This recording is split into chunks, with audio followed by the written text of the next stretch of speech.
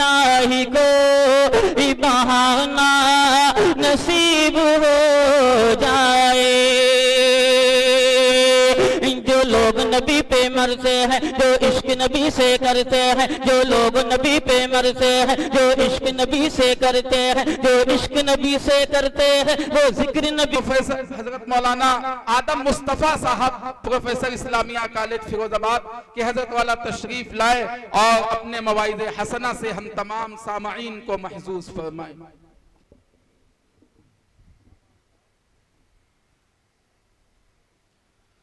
अस्सलामु अलैकुम वरहमतुल्लाहि वबरकातुह। बिस्मिल्लाहिर रहमानिर रहीम।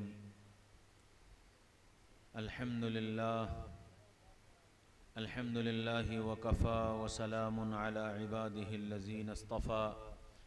अम्मा बअद फ़अऊज़ु बिल्लाहि मिनश शैतानिर रजीम। बिस्मिल्लाहिर रहमानिर रहीम। वअतसिमू बिहब्लिल्लाहि जमीअन वला तफ़र्रक़ू। वक़ाल तबारक व तआला इन्न हाज़िही उम्मतुकुम उम्मतन वाहिदह व अना रब्बुकुम फत्तक़ून।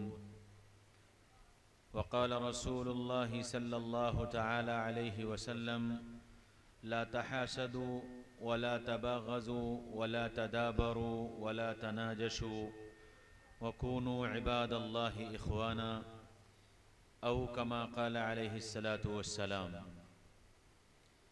काबिल क़द्र काबिल एहतराम हज़रात उलमाए किराम और बहुत ही काबिल क़द्र मेरे भाइयों, दोस्तों, अज़ीज़ों, बुज़ुर्गों, ज़मीन अल्लाह की है, आसमान अल्लाह का है। जब चाहा जिसको चाहा ज़मीन दे दी और जब चाहा जिससे चाहा ज़मीन को ले लिया। जब चाहा इज़्ज़त दे दी और जब चाहा ज़लील कर दिया। और इसी की ख़बर अल्लाह ने कुरान में दी है, क़ुलिल्लाहुम्मा मालिकल मुल्क। ए मोहम्मद सल्लल्लाहु अलैहि वसल्लम, इन लोगों को बता दीजिए कि मुल्क अल्लाह का है। तो तिल मुल्क मन तशा, वो जिसको चाहता है मुल्क दे देता है। व तंज़िउल मुल्क मिम्मन तशा, और जिससे चाहता है मुल्क ले लेता है। व तुइज़्ज़ु मन तशा, और जिसको चाहता है इज़्ज़त दे देता है। व तुज़िल्लु मन तशा, और जिसको चाहता है ज़लील कर देता है। तो पहली और बुनियादी बात ये हमारे और आपके जहन में रहना चाहिए कि मुल्क अल्लाह का है। जब तक अल्लाह ने चाहा मुल्क किसी के पास रहा, जब चाहा उनसे ले लिया, जब चाहा किसी दूसरे को दे दिया, और जब तक चाहेंगे उनके पास रहेगा, जब चाहेंगे दूसरे के पास चला जाएगा। न कल मेरा इख्तियार था, न आज मेरा इख्तियार है, और न कल मेरा इख्तियार होगा। और जब ये बात दिल में बैठ जाएगी कि मुल्क मेरा नहीं अल्लाह का है, मुल्क न मैंने लिया न मैंने दिया, देने वाले ने दिया और लेने वाले ने लिया, तो फिर किसी चीज का चला जाना परेशान नहीं करेगा और किसी चीज का आ जाना गुरूर में मुब्तला नहीं करेगा। इसलिए पहली चीज तो ये जहन में हम सब के, मर्दों के, औरतों के, सबके जहन में ये बात बैठ जानी चाहिए कि पूरी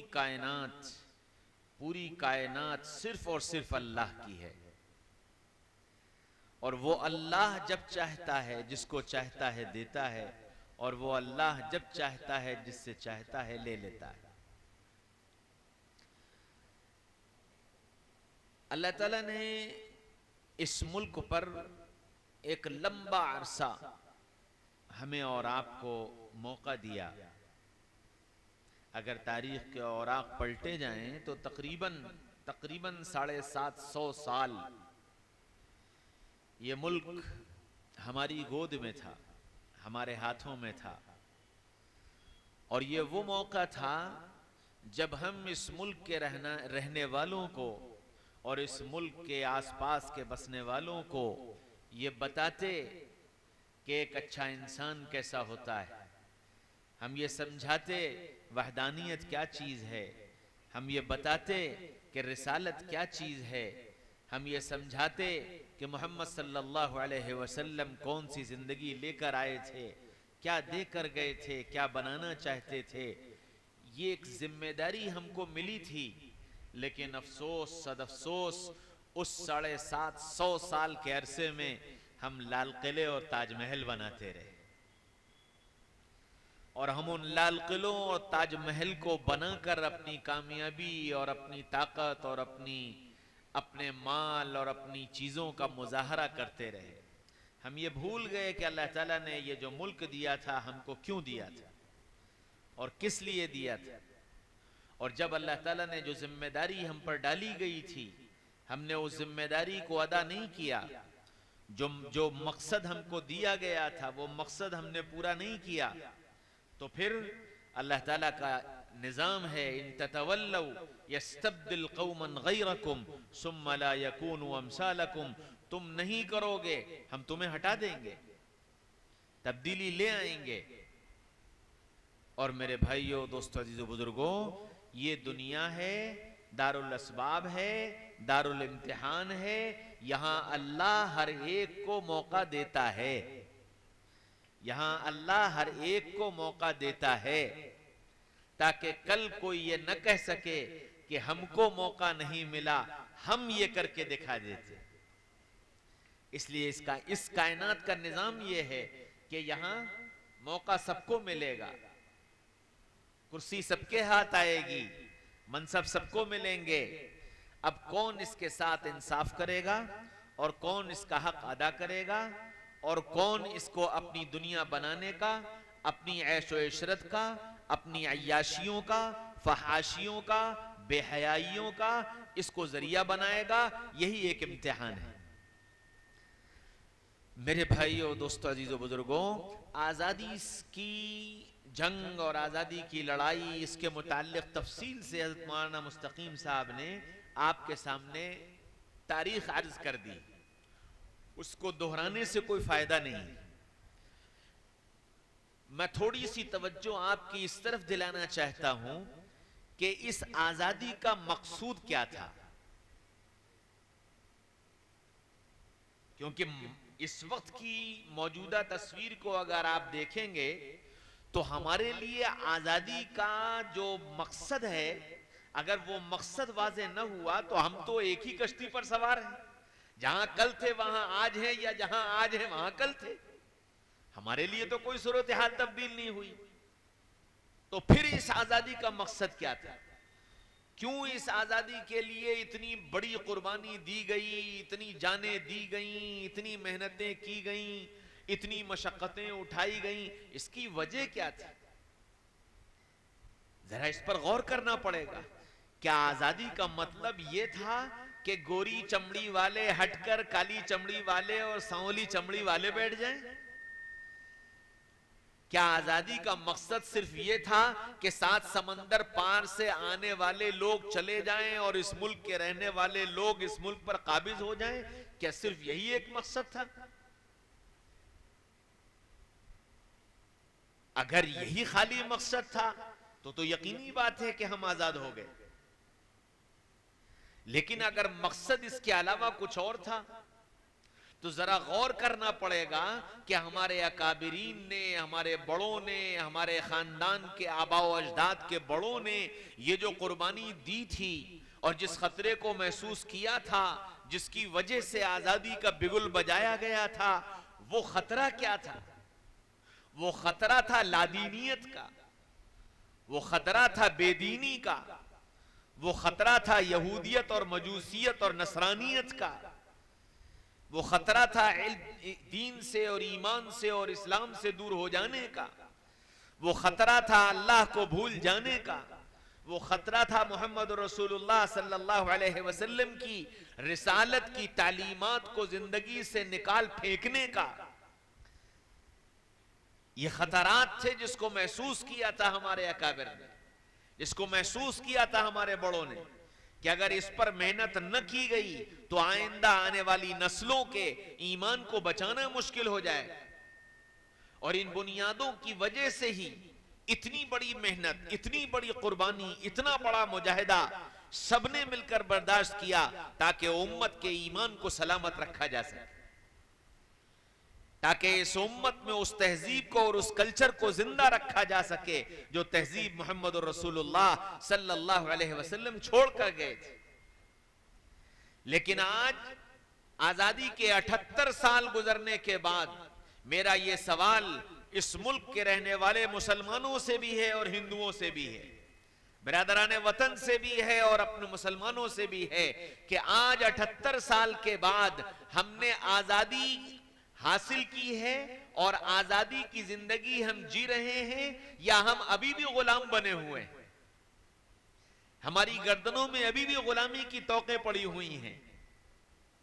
अगर हम अपनी जिंदगी का जायजा लें तो कैलेंडर से लेकर तहजीब तक, कल्चर से लेकर तौर तरीक तक, तालीम से लेकर तरबियत तक, कोई महाज ऐसा नहीं है जहां हम गुलामी से आजाद हो गए हों। सर के बालों से लेकर पैर के नाखून तक, मर्दों से लेकर औरतों तक, बच्चों से लेकर जवानों तक, किसी एक पर निगाह डाल लीजिए, हर नजर आने वाला चेहरा नजर आता है कि इसके गर्दन में गुलामी का तौक पड़ा हुआ है। आजादी सिर्फ अंग्रेजी के बजाय उर्दू और हिंदी बोल लेने का नाम नहीं है। आजादी सिर्फ इंग्लैंड और अमेरिका के हुक्मरानों के पंजों से निकलकर मेरे और आप जैसे हुक्मरानों के हुक्मरान बन जाने का नाम आजादी नहीं है। आजादी का मतलब यह था कि हम आजाद होते ईसाई तहजीब से, यहूदी तहजीब से, ईसाई कल्चर से, यहूदी कल्चर से, हम आजाद होते उस तरबियत से, हम आजाद होते उन तौर तरीक से, हम आजाद होते उन लिबासों से, हम आजाद होते उन चेहरों मोहरों से, हम आजाद होते उन रस्म और रवाज से जो यहूद और नसारा इस मुल्क को देकर गए थे, हम उससे आजाद होते। लेकिन हमारी गुलामी का तो हाल ये है कि हम अपना दिन और अपनी तारीख और अपना सन, हम उस तक को भी महफूज नहीं रख पाए। हम अपने कैलेंडर की हिफाजत नहीं कर पाए। मैं बबांगे दोहल कहता हूं, हमारे बिरादरान वतन भी अपना कैलेंडर भूल गए, मुसलमान कौम अपना कैलेंडर भूल गई, बिरादरान वतन अपनी तहजीब भूल गए, मुसलमान कौन अपनी तहजीब भूल गई। और सारे वो तौर तरीक जो ईसाइयों ने आकर हमको सिखाए, जो यहूदियों ने आकर हमको सिखाए, बिला तफरीक मजहब व मिल्लत, क्या मुसलमान, क्या हिंदू, क्या सिख, किसी धर्म का मानने वाला हो, सब उसी रंग में रंगे, सबको वही अच्छा लगने लगा। आज अगर किसी हिंदू से अचानक पूछ लिया जाए कि बताओ तुम्हारा कौन सा महीना चल रहा है और उस महीने की कौन सी तारीख है और तुम्हारा कौन सा सन चल रहा है, तो शायद उसको बताने में हिचकिचाहट ही नहीं होगी, बल्कि वो बिल्कुल लाइल्मी का इजहार करेगा। और बिल्कुल यही हाल उम्मत मुस्लिमा का है। वो तो अल्लाह ताला का बड़ा करम है कि बहुत सारी चीजों को मजहबी एतबार से इस्लामी कैलेंडर और इस्लामी तारीखों से जोड़ दिया गया है, जिसके नतीजे में उसके कुछ दिन और कुछ तारीखें और कुछ साल याद रहते हैं। 10 मुहर्रम आ गया तो मुहर्रम याद है, 12 रबीउल अव्वल आ गया तो रबीउल अव्वल याद है, और शाबान आ गया तो शाबान याद है, और रमजान रोजे आ गए तो रमजान याद है, और ईद आ गई तो शव्वाल याद है, और बकरीद आ गई तो ज़िलहिज्जा याद है। लेकिन ये भी चंद तारीखें हैं, हमको अपना कैलेंडर नहीं मालूम। इतना बड़ा मजमा बैठा है, मुझे हुस्न ज़न है कि सांडी वालों को मालूम होगा, वरना हमारे इलाके की तो अक्सरियत का हाल ये है कि अगर किसी से खड़ा करके पूछ लो कि कौन सा सन चल रहा है हिजरी का, तो वो सन नहीं बता पाएगा। आज चांद की कौन सी तारीख है तो वो तारीख नहीं बता पाएगा। क्यों? इसलिए कि हमने इसको अपनी तहजीब का, अपने कल्चर का और अपनी आजादी का हिस्सा नहीं समझा है। हमको आजादी इस बात की मिली थी, डॉक्टर भीमराव अंबेडकर और उनकी पूरी टीम ने जो कानून बनाया था, उस कानून को इसलिए बनाया गया था कि यह मुल्क आजाद हो गया है और इस मुल्क का रहने वाला हर बाशिंदा, चाहे वो हिंदू हो, चाहे वो मुसलमान हो, चाहे वो सिख हो, चाहे वो ईसाई हो, किसी भी धर्म और किसी भी मजहब से ताल्लुक रखता हो, वो अपनी जिंदगी में अपने पर्सनल लॉ पर चलकर और पर्सनल लॉ के मुताबिक अपने मसाइल को हल कराएगा। आजादी हमको इसलिए मिली थी, लेकिन हम अपने पर्सनल लॉ को छोड़कर दुनिया की अदालतों में अपने मसाइल को लेकर जाते हैं। हम किस तरह के आजाद हैं? कौन सी आजादी हमने हासिल की? हमको आजादी इसलिए मिली थी ताकि हम अपने तहजीब के मुताबिक अपनी जिंदगी जी सकें, अपना चेहरा, अपना लिबास, अपना खाना, अपना पीना, अपनी तालीम, अपनी तरबियत हम अपने नज्म, अपनी तहजीब के मुताबिक बना सके। आजादी इसलिए मिली थी। क्या इस आजादी के मिलने के बाद क्या हमने अपना चेहरा, अपना लिबास, अपनी तहजीब, अपनी तालीम, अपनी तरबियत इसकी तरफ तवज्जो की, या हम सब उसी रंग में बह गए कि जो तुम्हारा लिबास वो हमारा लिबास, जो तुम्हारा चेहरा वो हमारा चेहरा, जो तुम्हारी तालीम वो हमारी तालीम, जो तुम्हारी तरबियत वो हमारी तरबियत, जैसे तुम जियो वैसे हम जिएंगे, हम भी उसी रंग में रंगते चले गए। क्या मतलब है आजादी का? और ये सवाल मेरा सबसे है, ये सवाल सिर्फ मुसलमानों से नहीं है। दुनिया की चंद ही कौमें ऐसी हैं जिनकी अपनी तहजीब है, जिनका अपना कल्चर है, जिनका अपना कैलेंडर है, जिनके अपने तौर तरीक हैं। उन कौमों में से दो कौमें इस मुल्क के अंदर बसती हैं, एक हिंदू कौम है और एक मुसलमान कौम है। दोनों की अपनी तहजीब है, दोनों का अपना कैलेंडर है, दोनों का अपना कल्चर है, दोनों के अपने रस्म रवाज हैं, दोनों के अपने पर्सनल लॉ हैं, लेकिन दोनों ने इन सारी चीजों को बालाए ताक रखकर उन अंग्रेजों की गुलामी को आज भी अपनी गर्दन में तोक बनाकर डाल रखा है। क्या मतलब है आजादी का? मेरे भाइयों, दोस्तों, अजीजों, बुजुर्गों, सिर्फ आजादी का एक नारा है कि हम आजाद हो गए।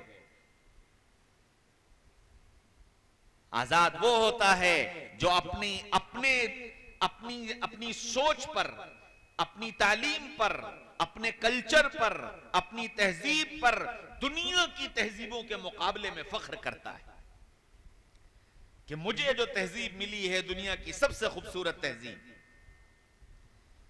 और फिर मुसलमान को तो वो तहजीब दी गई, अल्लाह अकबर। एक अंग्रेज फिलासफर गुजरा है, उसने इंसानियत के लिए एक नजरिया पेश किया, human being is a social animal, कि इंसान एक समाजी जानवर है। तो जब जानवर बताया तो जिंदगी गुजारने के सारे तरीके जानवरों वाले बताए, और ठीक इसके मुकाबले में कुरान ने कहा इन्नी जाइलुन फिल अर्ज़ि खलीफा। इंसान कौन है? इंसान इस धरती पर अल्लाह का नायब है, अल्लाह का खलीफा है, शहजादा है। सोच लो अब जिंदगी के उसूल क्या होंगे।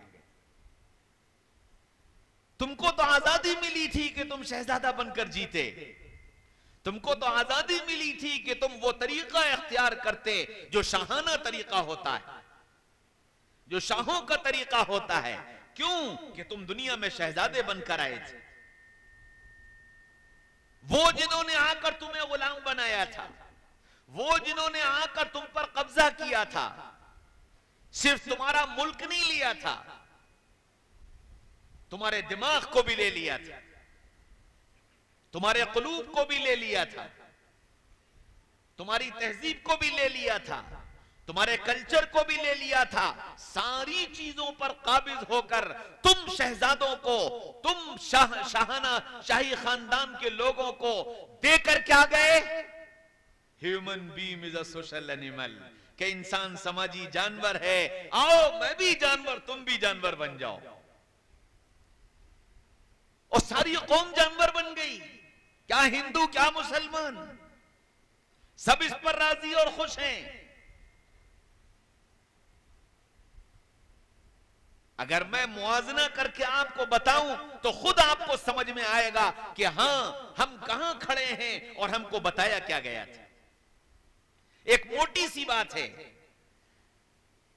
जिन्होंने जानवर कहा कि इंसान एक जानवर है, तो उन्होंने क्या कहा कि जी पेशाब खड़े होकर कर लो, क्योंकि जानवर खड़े होकर करता है। जानवर इस्तिंजा नहीं करता, तुम्हें भी इस्तिंजे की कोई जरूरत नहीं। और इसके मुकाबले में जहां अल्लाह का नायब बताया गया, अल्लाह का खलीफा बताया गया, वहां कहा गया कि इस्तिंजा बैठकर करो और इस्तिंजा करने के बाद पानी का इस्तेमाल करो, पाकी हासिल करो, छींटों से बचो। क्यों? कि तुम पाक साफ हो, तुम शहजादे हो, तुम जानवर नहीं हो। मैंने कौन सी जिंदगी अख्तियार की?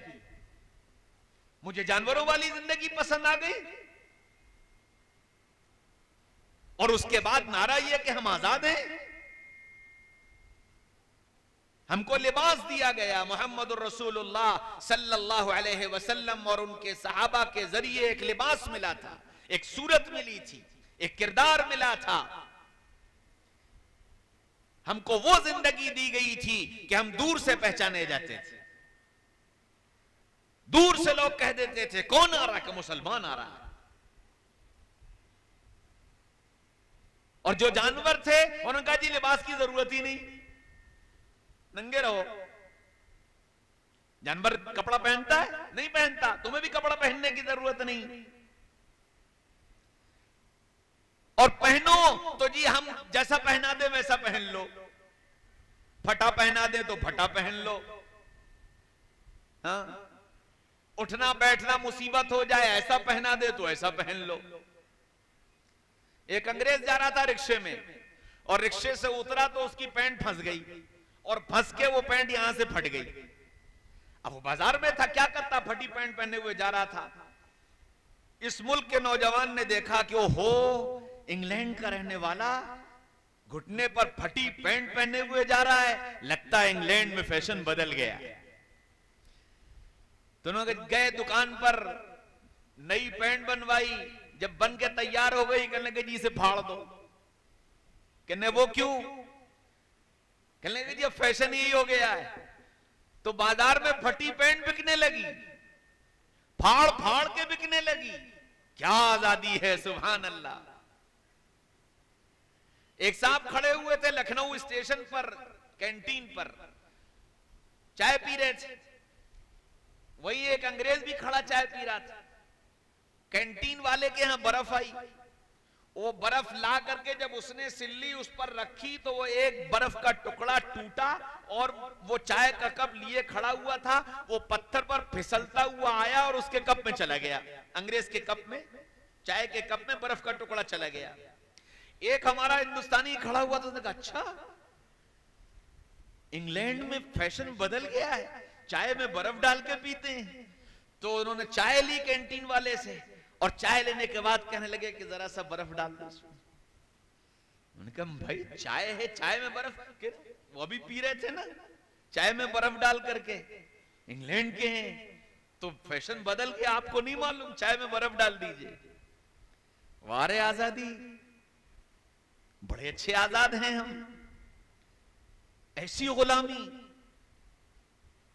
आप बाजार में जाओ देखो, मैं फर्जी बातें नहीं कर रहा हूं।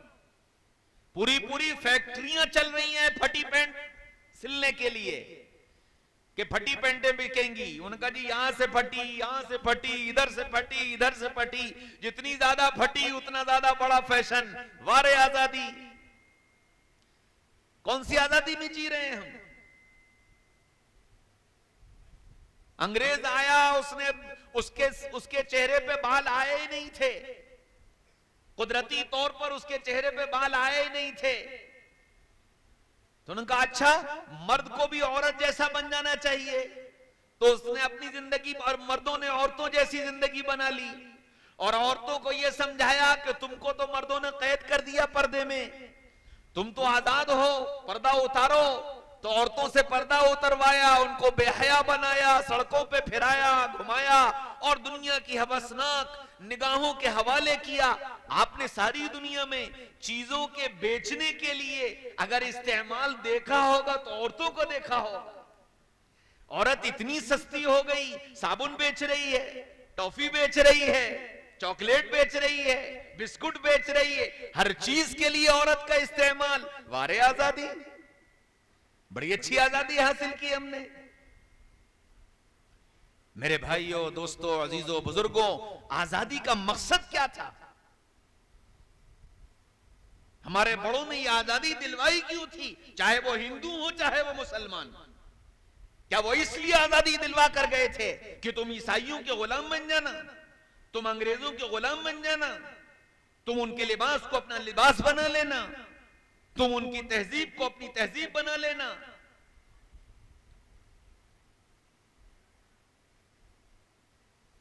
बंदर नाचते हैं, डुगडुगी पर बंदर नाचते हैं, खेल दिखाया जाता है।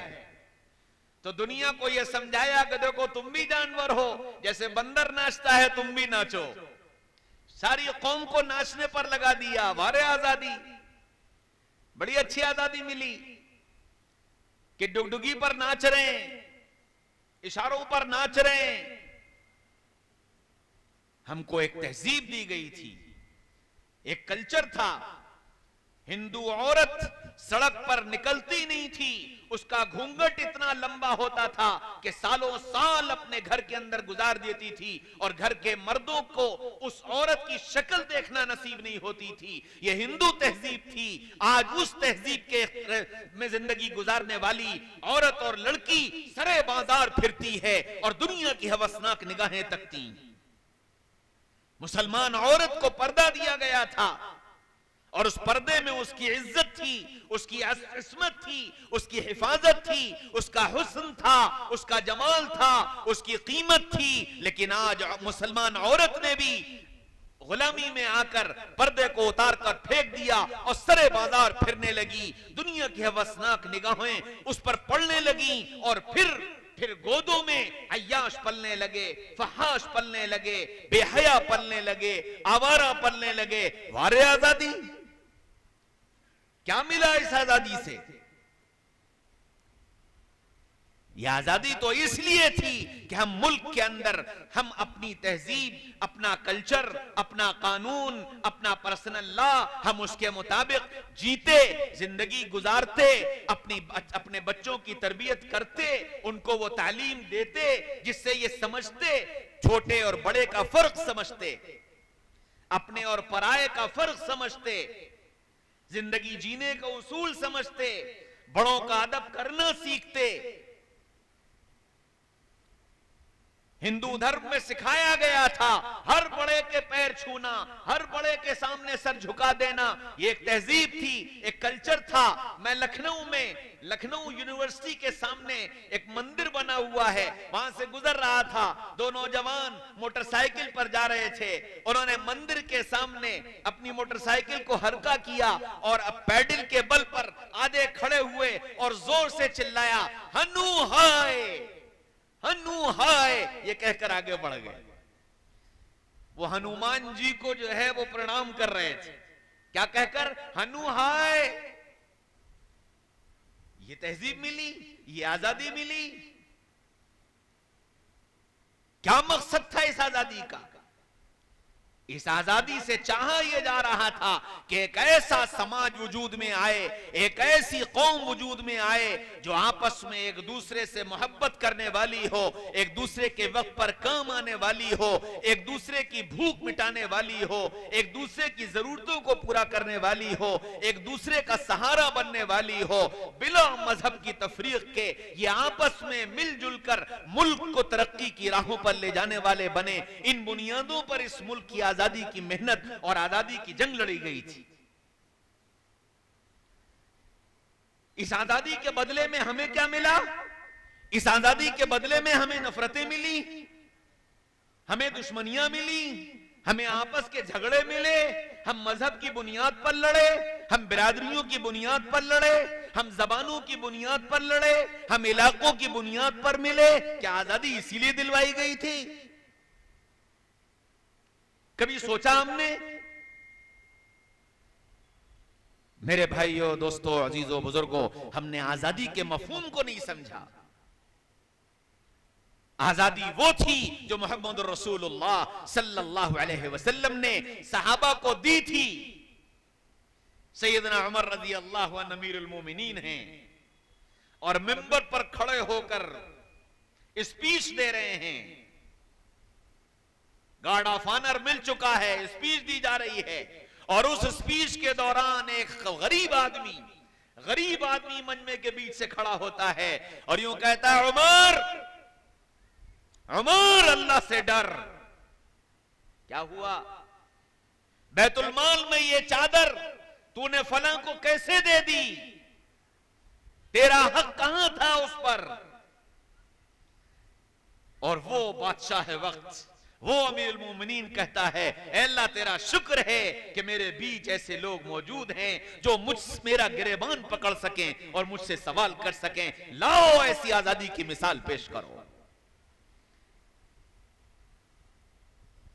ये थी आजादी। सैयदना उमर रज़ी अल्लाहु अन्हु अपने खादिम के साथ जा रहे हैं बैतुल मक़दस। एक ऊंट है, 2 सवार हैं, सामान भी मौजूद है, दोनों साथ बैठ नहीं सकते। बादशाह वक्त अपने गुलाम से कहता है, बारी तय कर लो, थोड़ी देर हम बैठेंगे, तुम पैदल चलना, और थोड़ी देर तुम बैठना, हम पैदल चलेंगे। सोचो, एक नौकर गुलाम, जर खरीद गुलाम, पैसों से खरीदा हुआ, तनख्वाह का मुलाजिम नहीं, पैसे का खरीदा गुलाम, उस गुलाम से मालिक यूं कहता है, थोड़ी देर हम चलेंगे, थोड़ी देर तुम चलना, थोड़ी देर हम बैठेंगे, थोड़ी देर तुम बैठना। मुल्क में दाखिल हो रहे हैं, सारे लोग ये कह रहे हैं, अमीरुल मोमिनीन आप बादशाह हैं, आप ऊंट पर बैठे, ये गुलाम असलम ऊंट चलाएगा, ये पैदल चलेगा। फरमाया, अब बारी किसकी है? बारी किसकी है? गुलाम कहता, अमीरुल मोमिनीन मैंने बारी कुर्बान की। फरमाया, क्या तू ये चाहता है कि उमर कल क़यामत के मैदान में जालिम बनाकर खड़ा किया जाए? बारी पैदल चलने की मेरी है, उमर ही पैदल चलेगा। कहां गई आजादी? आज तो आजादी का हाल यह है कि किसी नेता के बारे में आप जबान से एक लफ्ज निकाल कर तो देखिए, और किसी पर आप नुक्ताचीनी करके तो देखिए, और इसके बाद यह कहा जाए कि हम आजाद हैं। मेरे भाइयों, दोस्तों, अजीजों, बुजुर्गों, आजादी का मफहूम समझने की जरूरत है कि हम इस आजादी से चाहते क्या हैं। हमको आजादी मिली थी, आजादी इस बात के लिए मिली थी कि हम अपनी तालीम, अपनी तरबियत का निजाम कायम करेंगे। हमारी कौम ने शादियों पर करोड़ों रुपए, अरबों रुपए खर्च करना आसान बना लिए। तालीम गाहें और तरबियत गाहें इनसे नहीं बनाई जा सकी।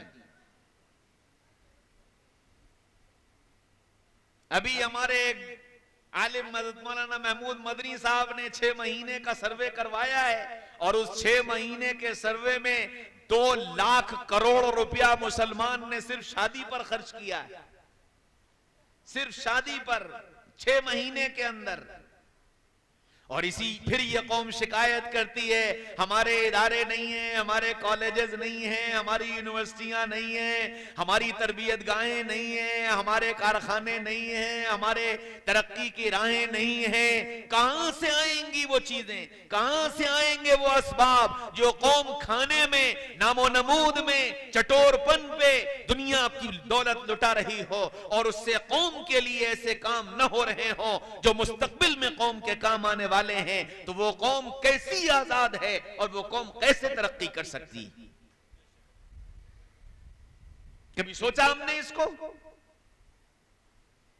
आपका इतना बड़ा सांडी, मुझे नहीं मालूम कि आपका इस सांडी में कितने मुस्लिम स्कूल हैं, कितने इंटर कॉलेजेस आपने कायम कर रखे हैं, कितने यहां पर आपने डिग्री कॉलेजेस कायम कर रखे हैं। मैं अपनी बताता हूं, अलीगढ़ से लेकर कानपुर तक, अलीगढ़ से लेकर कानपुर तक कम से कम 10 जिले हैं। इन 10 जिलों में कोई मुस्लिम डिग्री कॉलेज नहीं है। अब गौर करिएगा आप अपने इलाके में क्या किया आपने और क्या कर रहे हैं आप। आपने कितनी तालीम गाहें तैयार कर ली। आपको यह शिकायत जरूर है कि जी फलां स्कूल में यह सिखाया जाता है, फलां स्कूल में वो सिखाया जाता है, वहां ये होता है, वहां वो होता है। अरे वहां जो भी होता है, तुमने क्यों नहीं ये काम किया? ये आजादी क्या तुमको नहीं मिली थी? ये आजादी क्या इसलिए नहीं मिली थी कि अपनी तरबियत गाहें कायम करो, अपनी तालीम गाहें कायम करो और तालीम का वो मेयार बनाओ कि तुम उनके पास जाने के बजाय वो तुम्हारे पास चलकर आए। लेकिन हमारी कौम का तो हाल ये है कि हम एक दूसरे की टांग खींचने से ही फुर्सत नहीं।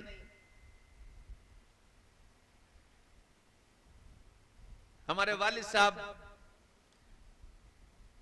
हमारे इलाके में हमारे वालिद साहब ने बहुत काम किया है। तकरीबन 50 साल उस पूरे इलाके में लगाए हैं और अल्लाह का शुक्र है उनकी मेहनतों से बहुत काम हुआ है। जिस जमाने में वो काम कर रहे थे तो मुखालफत हो रही थी, बहुत मुखालफत हो रही थी और हर लाइन से मुखालफत हो रही थी। तो जब परेशान होते थे तो वो दिल्ली मरकज में हजरत मौलाना इनामुल हसन साहब से बैठ थे, उनके पास जा करके बताते थे कि हजरत ऐसा हो रहा है, हजरत ये हो रहा है, हजरत ये हो रहा है। जब सारा दुखड़ा वो सुना चुकते तो हजरत जी फरमाते अल्हम्दुलिल्लाह, अल्हम्दुलिल्लाह। वालिद साहब बड़े परेशान होते कि हम इनको आते हैं अपना सारा दुखड़ा सुनाने और ये उसके जवाब में 2 मरतबा 3 मरतबा अल्हम्दुलिल्लाह अल्हम्दुलिल्लाह अल्हम्दुलिल्लाह कह देते। तो एक दिन पूछ लिया, हजरत मैं आपको आकर अपना सारा दुखड़ा सुनाता हूं और आप जवाब में अल्हम्दुलिल्लाह कह देते हैं, कुछ बताते भी नहीं, कुछ कहते भी नहीं। तो फरमाया कि भाई एहसन, जब तुम ये बताते हो कि ये हो रहा है, ये हो रहा है, ये हो रहा है, तो इस बात का इत्मीनान हो जाता है कि काम हो रहा है। इस बात का इत्मीनान हो जाता है कि काम हो रहा है। जब काम होगा तभी मुखालफत होगी, जब काम ही नहीं होगा तो मुखालफत काहे की होगी। इसलिए मुखालफत से कभी घबराना नहीं चाहिए। मुखालफत तो इस बात का सर्टिफिकेट है कि हम काम कर रहे हैं, मुखालफत इस बात का सर्टिफिकेट है कि काम हो रहा है, इसलिए कभी उससे घबराना नहीं चाहिए। हाँ, 2 बातें वालिद साहब हमारे हम लोगों से शुरू से कहते हैं कि 2 बातों का हमेशा ख्याल रखो।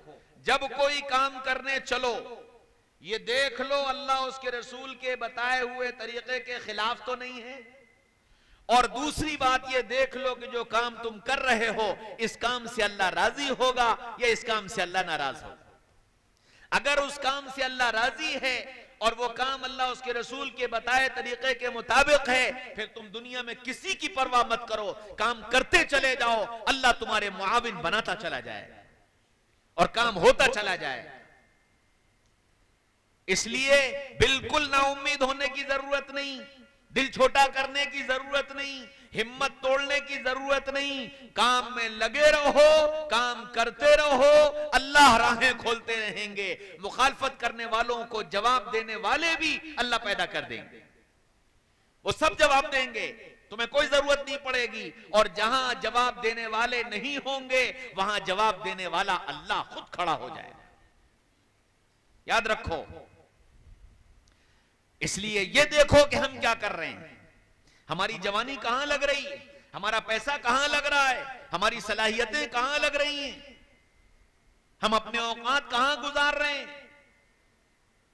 पूरी कौम को बर्बादी का एक सामान दे दिया गया है जिसको लिए फिरते रहते हैं और सारी सारी रात और आधी आधी रात और 4-4 घंटे और 6-6 घंटे इस मोबाइल पर मर्द के भी, औरत के भी, जवान के भी, बूढ़े के भी, मर्द और छोटों के भी, बड़ों के भी, सबके इस पर गुजर रहे हैं।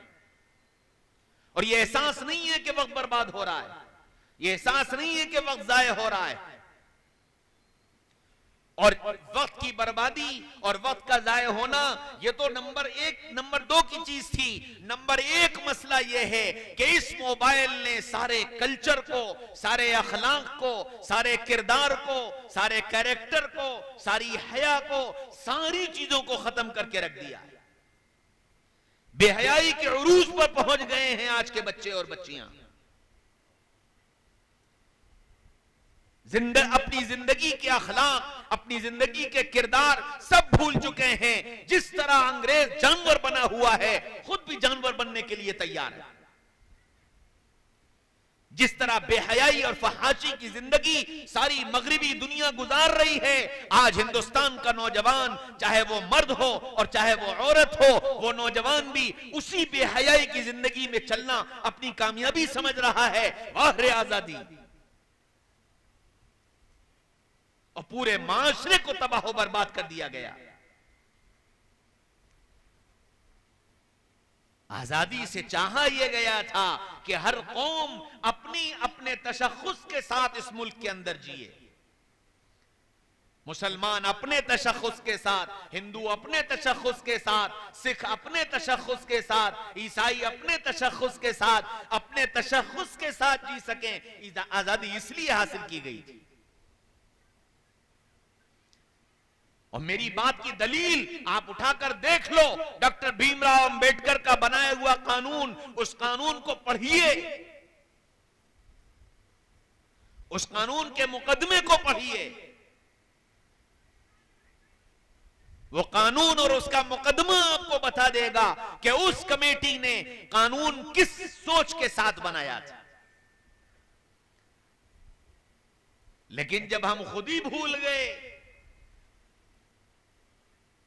हमें खुद ही याद नहीं रहा और इतना भूले कि भूलना भी भूल गए। मुद्दत हुई सैयाद ने छोड़ा भी तो क्या, तब परवाज नहीं राह चमन याद नहीं। हाँ, एक शिकारी जंगल गया और जंगल से एक छोटा सा परिंदा पकड़ लाया और लाकर उसको पिंजरे में बंद कर दिया। उसको दाना देने लगा, पानी देने लगा।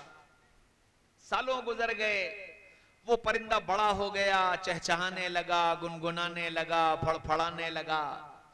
अरसा गुजर गया, शिकारी बूढ़ा हो गया और उसको बीमारी लग गई। अब उसको ये डर लगा कि मैं मर जाऊंगा। घर में और कोई था नहीं, तो ख्याल आया कि अगर मैं मर गया तो ये परिंदा बेचारा इस पिंजरे में बंद बंद भूखा प्यासा मर जाएगा। तो जब मेरी जिंदगी का आखिर है तो मैं इस परिंदे को रख के क्या करूंगा। तो उसने सोचा कि लाओ परिंदे को आजाद कर दूं। तो वो बिस्तर से उठा और जाकर पिंजरे पर यूं करके हाथ रखा और एक हाथ से पिंजरे का दरवाजा खोलने लगा। तो अंदर से उस परिंदे ने आवाज दी और आवाज देकर कहा, मुद्दत हुई सैयाद ने छोड़ा भी तो क्या। शिकारी जी, इतने दिनों के बाद आज तुम्हें छोड़ने का ख्याल आया है। तब परवाज नहीं, राह चमन याद नहीं। शिकारी जी, अगर तुम मेरा पिंजरा खोल भी दोगे और मैं बाहर आ भी गया तो न तो मुझे मंजिल का पता है कि मुझे जाना कहां है, और न मेरे पैरों के अंदर ताकत है, मुझे उड़ना भी नहीं आता, मैं जाऊंगा कहां। इसलिए शिकारी जी, हमको इसी पिंजरे में बंद रहने दो, इससे बाहर मत निकालो। बिल्कुल यही हाल मेरा तुम्हारा हो गया है। एक मुद्दत से अपने बनाए हुए पिंजरे में हम बंद हैं और अब कोई मुझ जैसा दीवाना, समझाने वाला, बताने वाला अगर आपके पिंजरे के दरवाजे को खोलने की कोशिश करता है तो आप चिल्ला कर कहते हैं, मुद्दत हुई सैयाद ने छोड़ा भी तो क्या। मौलवी साहब, क्यों आ गए हो जगाने के लिए, क्यों झंझोड़ रहे हो, क्यों निकालना चाहते हो। ताबा परवाज नहीं, राह चमन याद नहीं। अरे तुमने खोल भी दिया, दिमाग खोल भी दिया, आंखें खोल भी दी, झिंझोड़ भी दिया, तो मैं करूंगा क्या? न मंजिल का पता है, न ताकत बची है, न बाजुओं में ताकत, न अमली ताकत, न कुव्वत में, न इरादों में ताकत, कोई ताकत नहीं रह गई, न मंजिल का पता है जाएंगे कहां। इसलिए हम जिस पिंजरे में बंद हैं, हमें उसी में बंद रहने दो। मेरी दुकान, मेरे बच्चे, मेरा घर, इस पिंजरे से बाहर मुझे मत निकालो। हाँ मेरे भाइयों, दोस्तों, अजीजों, बुजुर्गों, हमने समझे ही नहीं आजादी का मतलब क्या था। इस आजादी से चाहा यह जा रहा था कि उम्मत का एक एक फर्द और इस मुल्क का रहने वाला एक एक बाशिंदा अपनी अहमियत, अपनी ताकत, अपनी सलाहियत का लोहा मनवाकर सारी दुनिया को अपने सामने झुकने पर मजबूर करे। आजादी इसलिए दिलवाई गई थी। आजादी इसलिए नहीं थी कि तुम औरों के गुलाम बन जाओ। आजादी इसलिए थी कि तुम दुनिया के आजादों को अपना गुलाम बनाओ, अपनी तहजीब से उनको अपना गुलाम बनाओ, अपनी सलाहियतों से उनको अपना गुलाम बनाओ, अपने कल्चर से उनको अपना गुलाम बनाओ, अपने इल्म से उनको अपना गुलाम बनाओ। और मेरे भाइयों, दोस्तों, अजीजों, बुजुर्गों, चंद ने किया तो चंद के गुलाम बन गए दुनिया वाले। चंद ने किया, सारी दुनिया ने लोहा माना। उनके इल्म का, उनकी सलाहियतों का, उनकी ताकत, हर चीज का लोहा माना।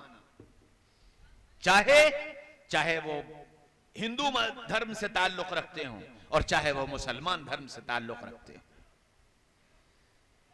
मौलाना अबुल कलाम आजाद जिस दिन इंतकाल हुआ और जनाजा कब्र में उतारा जाने लगा, जवाहरलाल नेहरू कब्र पर खड़े हुए थे और जिस वक्त अबुल कलाम आजाद को कब्र में रखा गया, जवाहरलाल नेहरू की जबान से एक जुमला निकला था, आज हिंदुस्तान का दिमाग जमीन में दफन हो गया।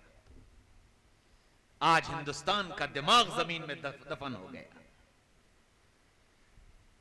हजरत मौलाना अली मियां साहब अपनी सलाहियत को, अपनी ताकत को समझा और इस्तेमाल किया। सारी दुनिया सरनिगू हुई, सारी दुनिया ने बड़ा माना।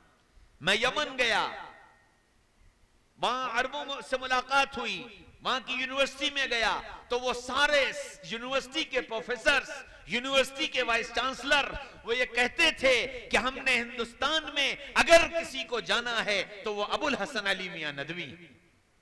फिर कहने लगे हमको अरबी सिखाई है नदवे के लोगों ने। मेरे भाइयों, अजीजों, बुजुर्गों, जिन्होंने अपनी तहजीब को मजबूती से पकड़ा है, उनको दुनिया ने तस्लीम किया है। थाईलैंड एयरपोर्ट पर मैं बैठा हुआ था, मुझे बाथरूम जाना था, मैं उठा और उठकर बाथरूम की तरफ चल दिया।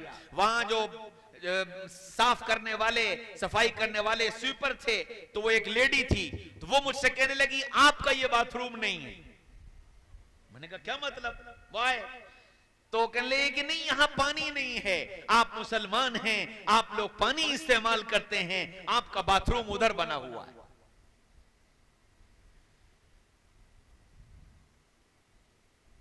हमने अपनी तहजीब को इख्तियार नहीं किया, वरना दुनिया की कौमों ने इस तहजीब को हर एतबार से पसंद किया था।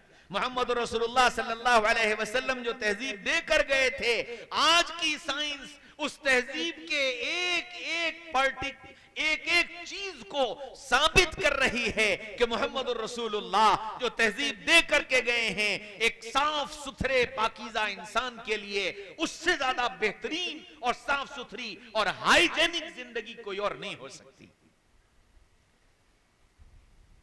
वारे आजादी, हम तो सब भूल गए, याद ही नहीं रहा। इसलिए मेरी आप सबसे दरखास्त है, अपने मनसब को पहचानो,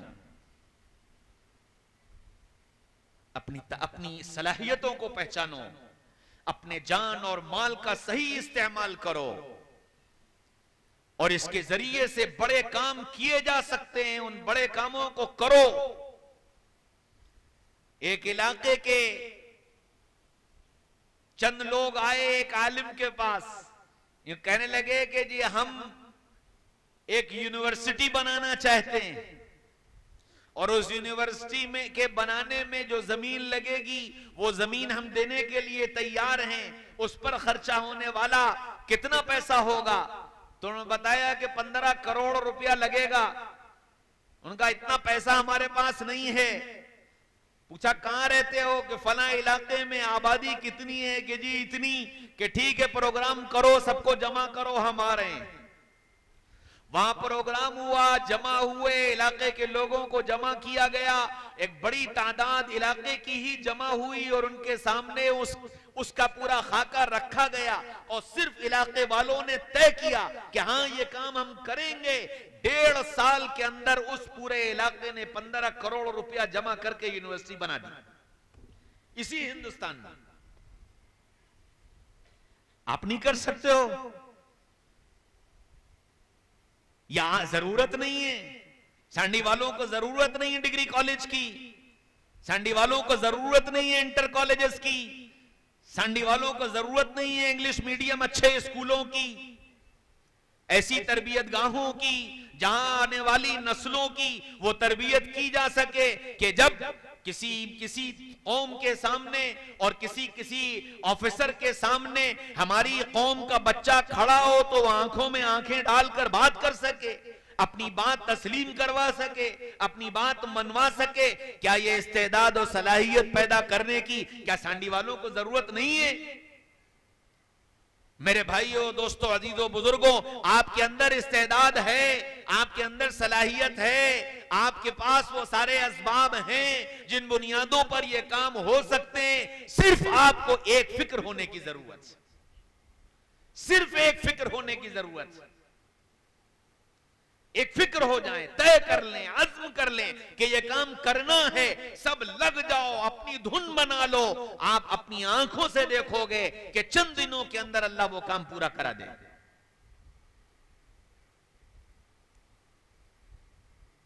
मैं ये सारी बातें वैसे ही नहीं कह रहा हूं। 1992 में हमने एक स्कूल 35 बच्चों को अपने घर के कमरे में बुलाकर शुरू किया था। घर के कमरे में बुलाकर 35 बच्चों से एक स्कूल शुरू किया था। आज अल्हम्दुलिल्लाह वो स्कूल डिग्री कॉलेज तक है। इंटर कॉलेज में इस वक्त 1800 बच्चे हैं। डिग्री कॉलेज में इस वक्त 450 बच्चियां हैं। इस्लामिक सेंटर कायम किया, उसमें हमने हाई स्कूल, इंटर और बीए के बाद के बच्चे और बच्चियों के लिए 6 महीने, 8 महीने, साल भर के छोटे छोटे जरूरियाते दीन के कोर्सेज बनाए, लैंग्वेजेस के कोर्सेज बनाए। 750 बच्चियां इंटर के बाद की और 450 बच्चे इंटर के बाद के इस वक्त हमारे पास पढ़ रहे हैं। हम कोई बड़े जमींदार नहीं है, हम कोई बड़े सरमायादार नहीं है। एक स्कूल का टीचर हूं मैं, मेरा बाप एक स्कूल का टीचर था। हां, अज़्म था, इरादा था, नियतें थी, खुलूस था, जिसके नतीजे में फिर अल्लाह ताला वो सब करता चला गया। काम तुम शुरू करो, असबाब अल्लाह जमा करेंगे।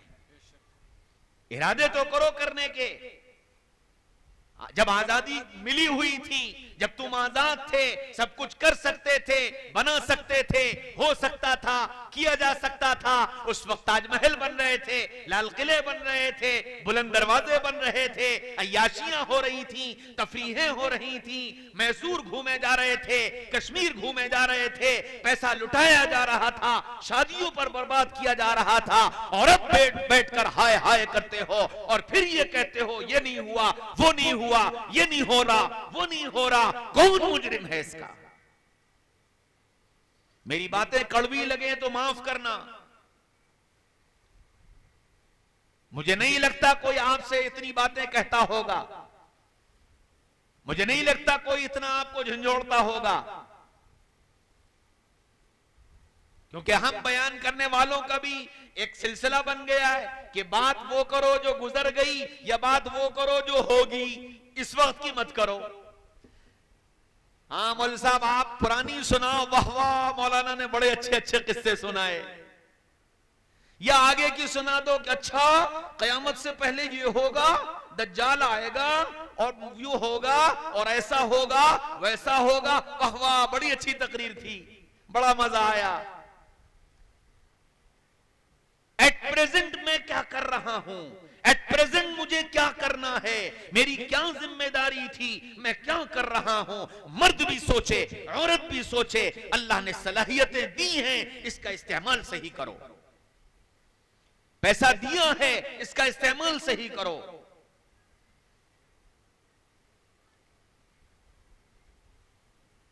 लेकिन मेरे भाइयों, दोस्तों, अजीजों, बुजुर्गों, माफ करना, हाल ये हो गया है, वो जो गीत तुमने सुना नहीं मेरी उम्र भर का रियाज था, मेरे दर्द की थी वो दास्तां जिसे तुम हंसी में उड़ा गए। अभी दुआ होगी, वाह वाह सुभान अल्लाह माशा अल्लाह, बड़ी अच्छी अच्छी बातें की, और उसके बाद हम कहां और तुम कहां। मेरे भाइयों, दोस्तों, अजीजों, बुजुर्गों, कुछ करने का अज़्म आज लेकर यहां से उठना, कुछ नियत करके उठना। अल्लाह ने तुमको इतने सालेह नौजवान उलमा दिए। मैं तो आज स्टेज पर आया और मैंने देखा कि माशाअल्लाह इतने जवान उलमा मौजूद हैं। इन उलमा से भी कहता हूं, अपने औकात का इस्तेमाल सही करो, अवाम के दरमियान में फिरो, इनसे ताल्लुक कायम करो। मैं भी राजस्थान में गया था इतवार के दिन, वहां सिर्फ उलमा को जोड़ा था। मैंने उन उलमा से सिर्फ इतनी बात कही थी, मैंने कहा आप दो काम कर लो, दो काम कर लो। मस्जिद में अजान होते ही पहुंच जाओ और मस्जिद का आखिरी मुसल्ली निकलने तक मस्जिद के अंदर रहो, और मस्जिद आने वाले हर नमाजी से सलाम और दुआ करो, उसकी खैरियत पूछो, उसके ना आने पर उससे उसका हाल मालूम करो कि कल आप नमाज में नजर नहीं आए, क्या बात है, खैर तो है, कोई परेशानी, कोई तकलीफ, कोई चेहरे से परेशान नजर आए, उसकी खैरियत पूछ लो। एक काम ये कर लो, और दूसरा काम ये कर लो कि तुम्हारी आवाम जो तुम्हारे मस्जिद के अतराफ में रहती है, इसको तुम्हारी जात से दीन मिलना शुरू हो जाए, तुम्हारी जात से दीन मिलना शुरू हो जाए कि मौलवी साहब मेरे पास मेरे दीन के लिए आए। बस ये दो काम शुरू कर दो, इंशाअल्लाह ये आवाम तुम्हारे इशारों पर चलेगी।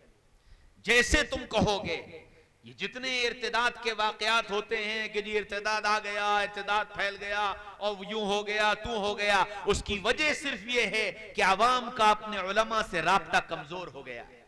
और इस राब्ते की कमजोरी में मैं अपने उलमा, उन उलमा से कहता हूं जो उम्र में मुझसे छोटे हैं, मैं उनसे कहता हूं कि इस कमजोरी में बड़ा किरदार हमारी अपनी मेहनत की कमी का है कि अगर हम उलमा आगे बढ़ करके इन आवाम को अपने सीने से लगा लेते तो फिर इस आवाम की मजाल नहीं थी कि ये अपने किसी भी मसले में आपसे पूछे बगैर कदम आगे बढ़ा लेते।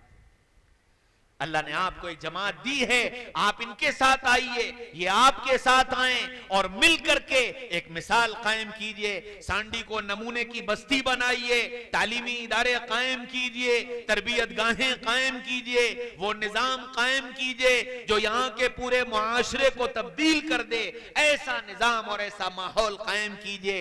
एक दूसरे को बुरा भला कहने के बजाय एक दूसरे की हिम्मत अफजाई कीजिए, एक दूसरे की पीठ थपथपाइए, एक दूसरे के हाथ में हाथ दीजिए, एक दूसरे के साथ चलने के लिए खड़े हो जाइए। इंशाअल्लाह बड़े नतायज, बड़े काम अल्लाह आपसे ले लेगा और वो दिन दूर नहीं होगा जब ये बस्ती सारे इलाके के लिए एक नमूने की बस्ती बन जाएगी।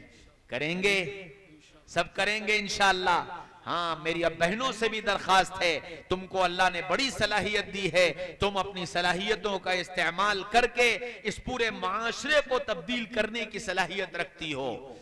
जहन बनाओ, अपने मर्दों का जहन बनाओ, अपने घर के बच्चों का जहन बनाओ कि तुम दुनिया के अंदर अल्लाह के नुमाइंदे बनकर के आए हो, नुमाइंदा बनकर जीना है और नुमाइंदा बनकर मरना है।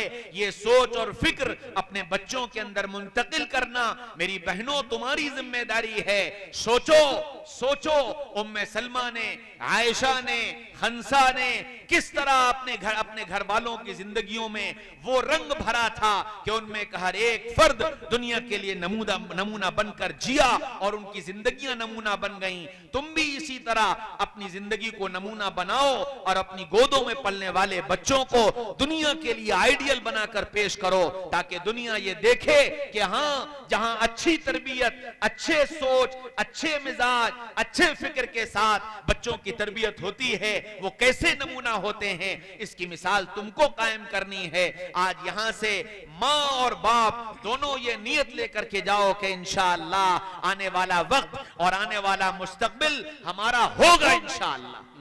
अल्लाह मुझे तुम्हें कहने सुनने से ज्यादा अमल की तौफीक नसीब फरमाए। वाखिरु दअवाना अल्हम्दुलिल्लाहि रब्बिल आलमीन। जज़ाकल्लाहु अहसनल जज़ा। दुआ होने जा रही है, दो ऐलान समाप्त करें। पहला तो ये, दुआ के बाद में जब आप हजरत अपने घरों को जाएं तो बहुत सुकून और इत्मीनान के साथ में, जो बाइक से हैं वो भी सुकून इत्मीनान से जाएं, जो पैदल हैं वो भी सुकून इत्मीनान से जाएं। ऐसा मालूम हो कि हाँ, हम दीनी जलसे से वापस आ रहे हैं। और जिन हजरात ने यहाँ इस जलसे में आज शिरकत की है, जलसा कमेटी की जानिब से हम तमामी हजरात का शुक्रिया अदा करते हैं।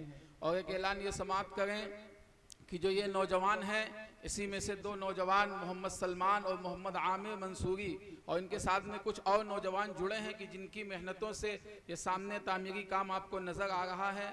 ये वज़ू खाना बना और तमाम चीज़ें, और इनके आगे के अज़ाइम ये हैं कि पूरे इहाते की ये सफाई करवाएंगे और बहुत से काम हैं। आप हजरात के पास में जब ये हजरात आएँ तो आप हजरात इनका भरपूर साथ दें और इनका ताआवुन करें, ताकि ये जो एक बंजर सी अहाता मालूम होगा ये साफ़ सुथरा हो जाए। माशाअल्लाह ऊपर बहुत तारीख़ी मस्जिद भी वाक़ है। हज़रत दुआ फरमाएं। भाई एजाज साहब बीमार हैं, उनके लिए दुआ फरमाएं, अल्लाह ताला उनको सेहत आफ़ियत नसीब फरमाएं। अल्हम्दुलिल्लाहि रब्बिल आलमीन, अल्हम्दुलिल्लाहि रब्बिल आलमीन, अल्हम्दुलिल्लाहि रब्बिल आलमीन। अल्लाहुम्मा सल्लि अला सय्यिदिना मुहम्मद व अला आलि सय्यिदिना मुहम्मद व बारिक व सल्लिम। इलाहुकुम इलाहुन वाहिद ला इलाहा इल्ला हुवर रहमानुर रहीम। वअनतिल वजूह लिल हय्यिल क़य्यूम या अहदस समद अल्लज़ी लम यलिद वलम यूलद वलम यकुल लहू कुफुवन अहद। या अरहमर राहिमीन, या मालिकल मुल्क, या क़ाज़ियल हाजात, या दफ़िअल बलियात, ला इलाहा इल्ला अंत सुब्हानक इन्ना कुन्ना मिनज़ ज़ालिमीन। रब्बना ज़लमना अनफुसना व इल्लम तग़फ़िर लना व तरहमना लनकुनन्ना मिनल ख़ासिरीन। आमीन। ए अल्लाह, हम सब आपके बंदे और बंदियाँ आपके सामने हाजिर हैं, अपने गुनाहों और गलतियों का एतराफ़ करते हैं। करीम आका, अपने करम से हम सबको माफ़ फरमा दीजिए। आप हमसे राज़ी हो जाइए, आप हमसे राज़ी हो जाइए। जैसा आप चाहते हैं वैसा बना लीजिए, जो आपको पसंद है वो करने की तौफीक दे दीजिए। ए अल्लाह, जिनसे आप नाराज़ होते हैं उनसे बचा लीजिए। ए अल्लाह, हिम्मतें अता फरमा, क़ुव्वतें अता फरमा, शुजाअत अता फरमा। या अल्लाह, सही फ़िक्र अता फरमा, सही सोच अता फरमा, सही रुख पर काम करने वाला बना दीजिए। या अल्लाह, सही रुख पर काम करने वाला बना दीजिए। पूरी बस्ती को कबूल फरमा लीजिए, बस्ती वालों को कबूल फरमा लीजिए। या अल्लाह, सही नज़्म के साथ काम करने वाला बना दीजिए। या अल्लाह, तालीम गाहें, तरबियत गाहें वजूद में ले आइए। ए अल्लाह, 100% वो तहज़ीब, वो तरीक़ा जो मोहम्मद रसूलुल्लाह सल्लल्लाहु अलैहि वसल्लम हमें दे कर गए, अपने घरों में, अपने दोस्तों में, अपने मोहल्लों में, अपने इलाकों में, उस तहज़ीब और उस कल्चर को ज़िंदा करना हमारे लिए आसान बना दीजिए, हमारे लिए आसान बना दीजिए, हमारे लिए आसान बना दीजिए। या अल्लाह, हमारे तमाम उमूर में अंजाम को खैर फरमा दीजिए। हमारे बीमारों को सेहत, आफ़ियत, सलामती, तंदुरुस्ती नसीब फरमा दीजिए। हमारे परेशान हालों की परेशानियों को दूर कर दीजिए। हमारे मक़रूज़ों के कर्ज़ों की अदायगी की शक्लें पैदा फरमा दीजिए। या अल्लाह, जो कुछ हुआ तेरे फ़ज़्ल करम से हुआ, जो हो रहा है तेरे ही फ़ज़्ल करम से हो रहा है, और जो होगा वो तेरे ही फ़ज़्ल करम से होगा। या अल्लाह, हमारे यहाँ आने को कबूल फरमा, हमारे इस कहने सुनने को कबूल फरमा, इखलास नसीब फरमा, इखलास नसीब फरमा, अपनी रज़ा नसीब फरमा, अपनी मोहब्बत नसीब फरमा, अपनी मारिफत नसीब फरमा। ए मेरे प्यारे अल्लाह, हमारी तमाम जायज़ हाजात, मुरादों, तमन्नाओं, आरज़ुओं को साथ खैर आफ़ियत के पूरा फरमा दीजिए।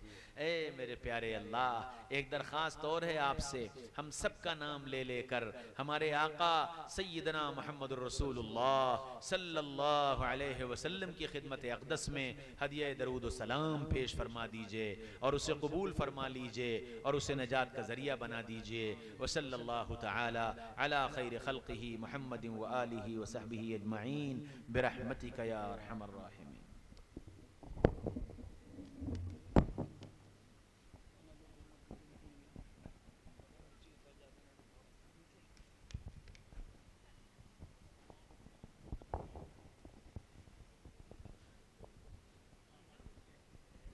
कमेटी के हजरात ऊपर आ जाएं, हजरत से